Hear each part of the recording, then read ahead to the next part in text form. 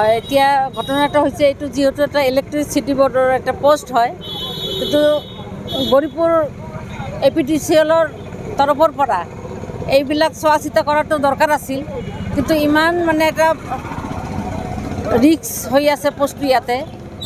অতি সোনকালে যদি ইয়াৰ পৰা এই পোষ্টটো যদি আঁতৰাই নিদিয়ে গৌৰীপুৰ APTCLৰ তৰফৰ পৰা, তেনেহ'লে ইয়াতে মানুহ কাৰেণ্টত লাগি মানুহৰ বহুত ক্ষতি হোৱাৰ বা জীৱন নাশৰো ভাবুকি হ'ব পাৰে। কাৰণটো হ'ল এইটো নেগলিজেঞ্চি, অফিচিয়েলি এইটো নেগলিজেঞ্চি। ইয়াতে যিহেতুকে লাইট অফিচত SDOৰ পৰা আৰম্ভ কৰি ইলেক্ট্ৰিচিটি বোৰ্ডৰ ইঞ্জিনিয়াৰ পৰ্যন্ত চবেই থাকে, বিভাগীয় কৰ্তৃপক্ষ চবেই থাকে। এইবিলাক চোৱা চিতা নকৰে, ৰাইজৰ ক'ত অসুবিধা হয় সেইবিলাক নাচায়।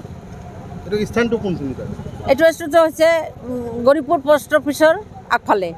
এইটোতো এটা মেইন ৰোড, এটা হাইৱেৰ লগতে। ইয়াতে যদি এই পোষ্টটো যদি পৰে তেনেহ'লে মানুহৰ মানে যান যোৱাৰ পৰ্যন্ত ইয়াত ভাবুকি হ'ব পাৰে আৰু মানুহ ইয়াত জখমো হ'ব পাৰে, কাৰেণ্টত মানুহ শ্বৰ্ট কৰি মৰিবও পাৰে। যদি অতি সোনকালে যদি এইটো এই পোষ্টটো যদি ৰিপেয়াৰ নকৰে বা ইয়াৰ পৰা উঠাই নলয়, তেনেহ'লে আমি গৌৰীপুৰৰ ৰাইজে ইয়াৰ কাৰণে যিটো আমাৰ ব্যৱস্থা ল'ব লাগে, আন্দোলন কৰিব লাগে, আমি এইটো কৰিম।